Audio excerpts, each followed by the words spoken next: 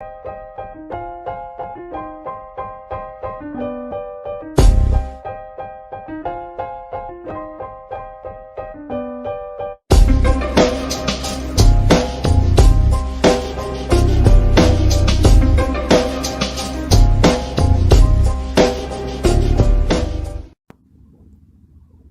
tava batendo um papo esses dias com o Fox e o Rock e a gente tava discutindo essa questão da quantidade de parceiros sexuais que uma mulher tem. E a gente pode ver claramente aí no último meio século um aumento absurdo da quantidade de parceiros sexuais de uma mulher. Tu pode imaginar numa situação décadas atrás, no qual uma mulher ela tinha um, dois, três parceiros sexuais durante toda a vida dela. E agora a gente já tem uma situação em que mulheres que às vezes nem chegaram nos 30 anos já colecionaram aí uns 30 parceiros sexuais diferentes. E nesse vídeo curto eu queria abordar um pouco dessa discussão que a gente teve, porque existe meio que um mito na menosphere, no exterior bastante, está começando a aparecer aqui no Brasil, especialmente com o pessoal tradicionalista, conservador e religioso, que é aquele mito de que se tu for o primeiro homem de uma mulher, basicamente se tu se casar com uma mulher virgem, é como se fosse uma segurança total de que você não vai ser traída, entendeu? Você não vai tomar divórcio, ok? Só que não é bem assim. Aliás, até as estatísticas comprovam isso. E teve até um vídeo, eu acho que talvez de um ano atrás, do TFM. Eu não sei se a equipe de traduções já traduziu, eu acho que não. Talvez esteja na playlist do meu canal. Eu acho que é um que a foto, a imagem era uma imagem da Mia Khalifa. Eu acho que o TRP ele traduziu alguma coisa, o complexo da Madonna, The Madonna Complex e tal. Que é basicamente o seguinte, o TFM ele fez um vídeo bem curto e ele explicou um pouco desse mito do cara achar que se ele for o primeiro homem da mulher, ela não vai trair, ela não vai pedir divórcio, né? Ele vai ser o eterno alfa aos olhos dela. Só que daí ele falou no final pro pessoal na seção de comentários colocar as histórias das experiências deles. E teve dezenas, se não centenas de homens ali contando história de que eles começaram a se relacionar com a mulher quando eles estavam no ensino médio ou estavam no começo da universidade. E nesses casos eles eram o primeiro namorado delas. E ainda assim, ou tomaram chifre, ou tomaram divórcio. Então dá pra ver que isso daí é um mito completo. E parece que o pessoal que fala que não, que esse mito ainda é válido, são justamente aqueles caras e aqueles grupos que querem continuar arrastando os homens para batedouro. Não importa o quanto as coisas piorem, certo? Só que o mito que existe, pelo menos a meu ver, né, eu chamo de um mito, é por causa do seguinte: na menosphere do exterior, e talvez aqui no Brasil também, eles começaram com uma ideia de que existe uma razão biológica para isso. Como se a mulher, conforme ela fosse tendo vários parceiros, ela fosse desenvolvendo uma certa tolerância à capacidade dela de criar vínculo com um único homem, certo? Se comprometer com ele, não trair, continuar dando apoio para ele indefinidamente, né? Algo extremamente necessário para um casamento dar certo. Ainda mais quando tu insere ali as atribuições, as responsabilidades de cuidar de uma família e cuidar de filhos. Mas enfim, nessa discussão que eu estava tendo lá com o Rock e o Fox, acho que o Newman talvez estivesse junto também, eu propus o seguinte, que, a meu ver, esse negócio de que tu ser o primeiro homem da mulher e tu vai estar completamente seguro, não importa o quanto a cultura esteja ruim, o quanto as leis estejam ruins, né? As mulheres recebem uma quantidade absurda de incentivo para sacrificar o relacionamento, abandonar ele. E eu propus que não é biológico, porque se fosse biológico não faria o mínimo sentido no caso que a mulher só teve um único parceiro, certo? Ali sei lá, de alguma forma, a frequência com que o casal faz sexo e se ia mudar alguma coisa nela. Não, na verdade, o fator mesmo ele parece ser em parte cultural, a cultura pressionando e incentivando as mulheres a serem promíscuas, a abandonarem os relacionamentos delas. E é aquele negócio, se tu abandonar um relacionamento, para abandonar o próximo vai ser mais fácil. Depois tu abandonou meia dúzia de relacionamentos, para abandonar um relacionamento, olha, Coisa mais fácil do mundo. Mas enfim, o que eu propus é que, na verdade, esse efeito da mulher ela perder a capacidade de formar e manter vínculo com o homem, a capacidade de se comprometer, é mais um fator psicológico. É cultural, sim, porque a cultura influencia, mas é um fator psicológico também. E analisando dessa forma, faz todo sentido a partir do momento que tu compreende como é que a hipergamia das mulheres opera, como é que ela funciona. Eu já falei algumas vezes aqui no canal a respeito do shit test. O shit test é basicamente algo que a mulher, depois que tu tá tendo um relacionamento com ela, pode ser casual ou sério, mas tem que ser um relacionamento ali que já passou do primeiro mês, já passou de alguns meses. Tu vê que a mulher, ela do nada, ela começa a te incomodar sem razão nenhuma. Ela começa a criar drama, começa a tirar exigências do nada que ela não costumava fazer antes. Isso é o que a gente chama de shit test. E por que isso existe? Isso existe porque, devido à hipergamia da mulher, ela tem que ficar constantemente te testando para ver se tu é um parceiro bom o suficiente, para ver se tu é um parceiro digno o suficiente para ela. E a questão é a seguinte, esse shit test ele existe tanto na mulher que perdeu a virgindade para um homem e está com ele até hoje, como existe nas mulheres que tiveram vários parceiros. Mas o que eu estou propondo aqui é que esses shit tests eles são mais constantes e mais graves nas mulheres que têm mais parceiros. E por que disso?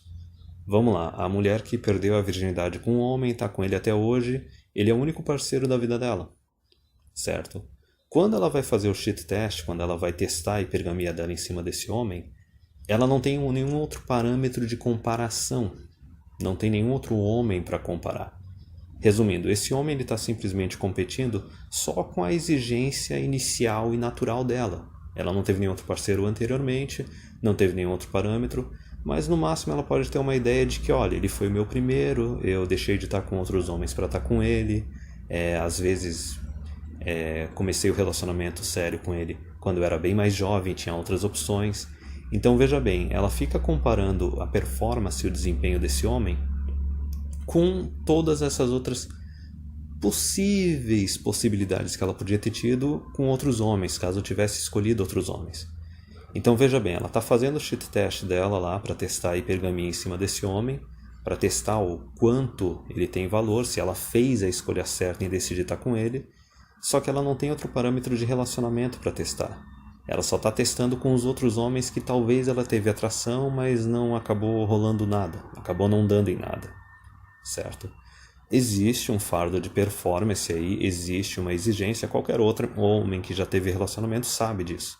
A tua performance ela é constantemente testada e avaliada pela mulher com quem tu tá, certo? Enquanto o homem já é diferente, o homem depois que ele tá com uma mulher ele não fica muito comparando, ele decide, não, eu decidi me comprometer com essa e eu tenho que me manter na minha escolha. Esse negócio de honra é mais coisa de homem, não é coisa de mulher. Mulher já tá mais que provado que a mulher é utilitarista, né, e pragmática nos relacionamentos. O homem é que é mais honrado, assim, idealista. Mas enfim, aí eu analisei o ponto da mulher que perdeu a virgindade com o homem, só teve um único parceiro e está com ele até hoje. Agora vamos analisar como é que funciona o shit test, como é que funciona a hipergamia numa mulher que teve meia dúzia de parceiros. Uma dúzia de parceiros. 2 dúzias de parceiros. 3 dúzias de parceiros. Eu acho que teve uma live que eu e o Fox a gente já comentou a respeito do teste do carrossel de pica, né? O pessoal que já está inteirado aí. O que é o teste do carrossel de pica? É o seguinte, tu pega todas as picas do histórico da vida de uma mulher e empilha elas, coloca uma em cima de cada uma. E tu calcula essa altura. Se a mulher cair dessa altura e ela se machucar, quer dizer que ela teve pica demais na vida dela. Mas enfim, nessa questão do shit test, da comparação que a mulher faz para testar a hipergamia dela, quando ela está num relacionamento com um homem, só que ela teve vários, dezenas de parceiros antes dele, aí é que está o detalhe, aí que o negócio se agrava. Por isso que eu digo que o shit test ele se torna mais constante e mais agravante. Tu consegue notar isso claramente, que a mulher ela se torna extremamente exigente. E muitas vezes ela não está numa posição de ser exigente porque ela já é mais velha, ela já teve mais parceiros, certo? Não é aquela mulher que o cara chegou e desvirginou. E também tem outra coisa aí que elas costumam fazer, que é o seguinte, elas começam a fazer ultimatos. Por causa de besteira. Criar drama a troco de nada e fazer ultimato. Porque quando ela tá lá fazendo o cheat test, testando a hipergamia dela, ela pensa, eu tô com esse cara, o desempenho desse cara não tá do meu agrado, não tá me satisfazendo, e eu poderia estar com outro cara. Sabe? Ela, na cabeça dela, ela tem aquela ideia que, eu tenho essa legião de homens, como se eles estivessem à disposição até hoje, né?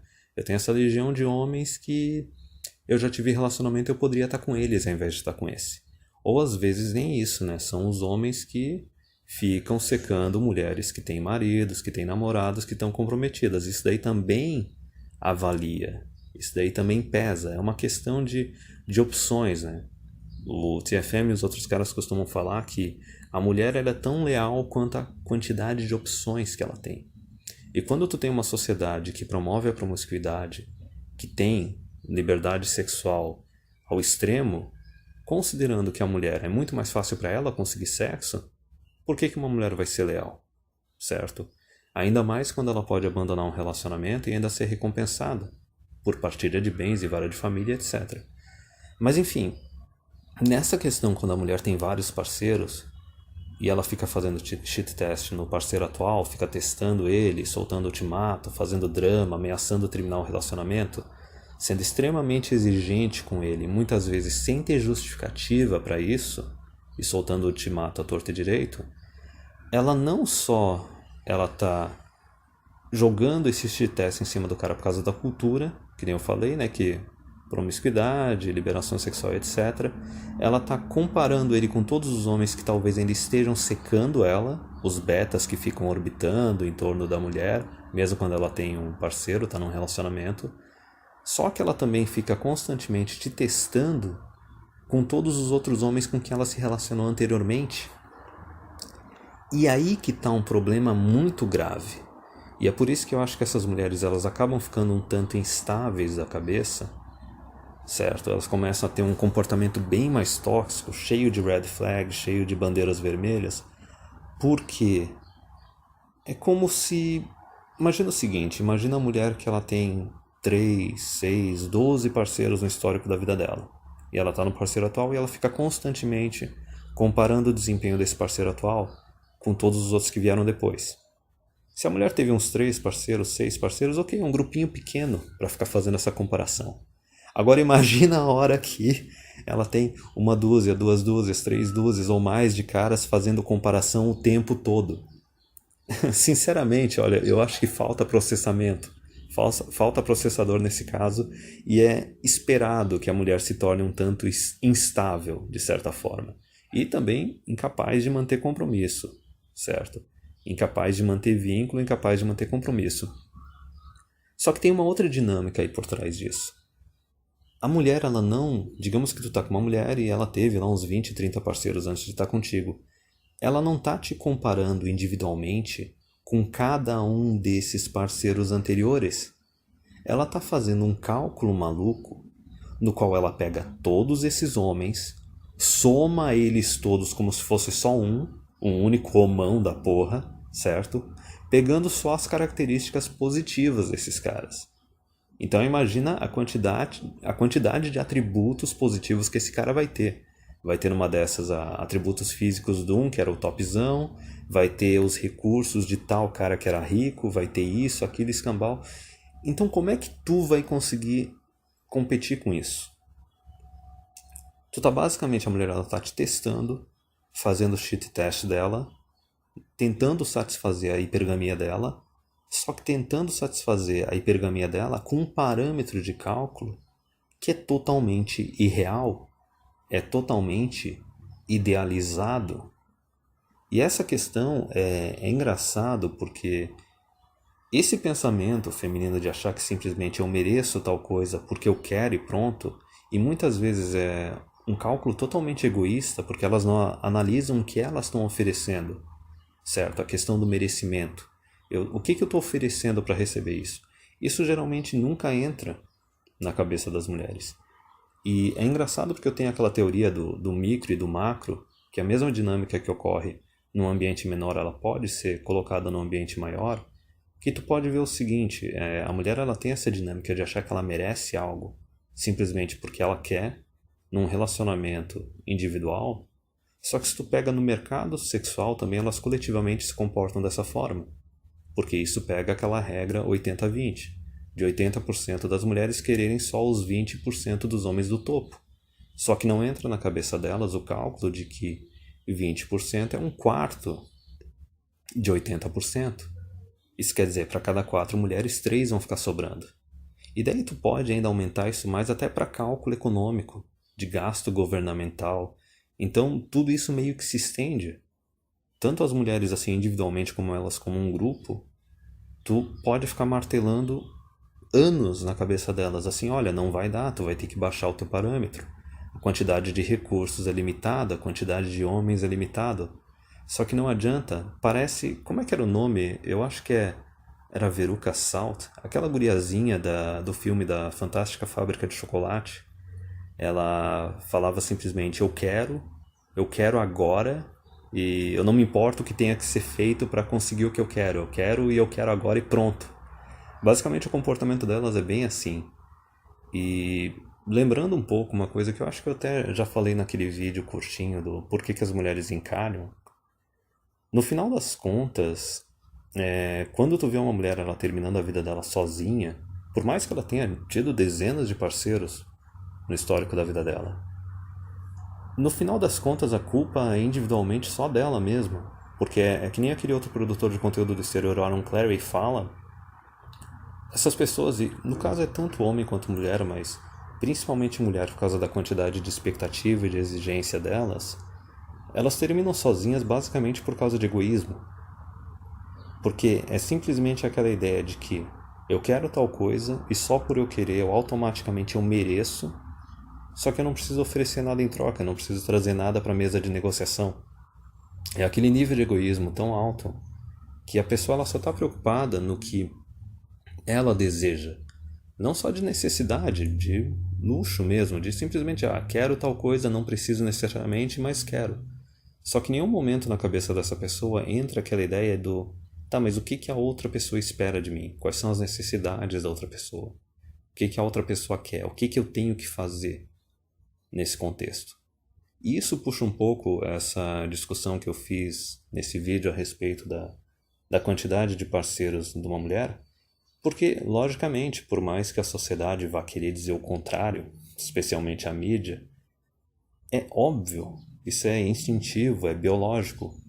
É lógico que uma mulher, conforme ela vai tendo mais parceiros, o valor dela no mercado sexual vai depreciando.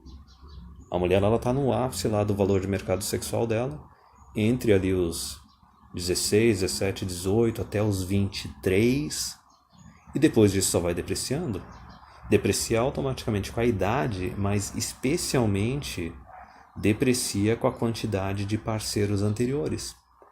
Mesmo que a mulher não tenha tido filhos, deprecia porque tem risco de ter pego DST, tem risco de talvez ter passado muito tempo tomando anticoncepcional, certo? Isso pode comprometer a fertilidade dela. Não é só a perda de juventude com o tempo, mas tem outra coisa.